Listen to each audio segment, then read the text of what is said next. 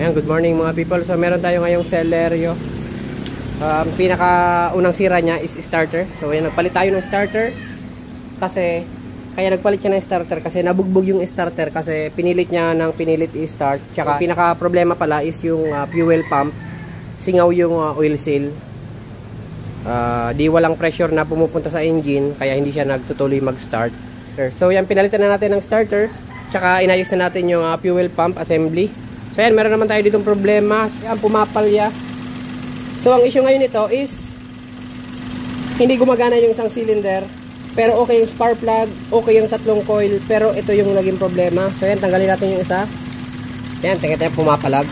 Yan. Itong isa walang epekto. Ito okay naman yan. Meaning hindi ito gumagana. Pero merong kuryente yung coil.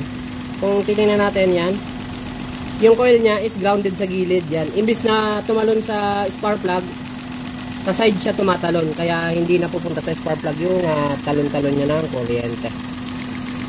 So yan. So ito yung problema. So yan, ito na yung coil. Tinanggal ko. So ang naging problema nito kaya nag-shorted yan kasi yung coil na nabili nila or pinalit dito dati pa is maiksi. Kasi yung kabila medyo ganito kahaba. So yan, so pwede naman yun.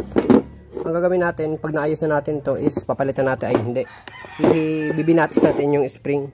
Yan, actually bininat ko na siya kanina, pero grounded pa rin. Yan yung problema. Yan, yung butas na yan, meron na yung carbon sa sunog na yan papunta dun sa loob, kaya tumatalon. So yan yung sinasabi ko na maiksi yung nailagay.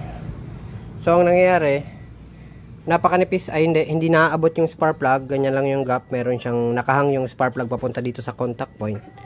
Tsaka since hindi siya fully contact, anong nangyari, humanap yung kuryente ng mas malapit sa body. So ganun yung nangyari. Tingnan yung haba. So yan, gawa natin ng paraan, yung shorted. So yan, ito na yung solusyon na ginawa ko is drinil ko lang yung butas kung saan tumatalon yung kuryente, yung merong corrosion. So yan, dun tumutulay yung kuryente. So yan, inalis ko na siya. So subukan natin kung hindi natatalon sa gilid. Yan, so yan, okay na siya. So tanggalin natin yung una. Ito yung may problema. Yan, kahit inalis natin, hindi na siya pumapalag masyado kasi dalawa na yung gumagana. Dati nung tinatanggal natin to, isa lang yung gumaganang cylinder. Yan. So pag tinanggal natin tong isa off, yan, nagre-response na yung yung spark plug. Yan. Yan, okay na. So wala tayong ginawa, walang epoxy, walang ganon. Binarin ako lang yung part ng plastic na meron ng carbon na build up. Yan, okay na. Okay na, Menor. Thank you.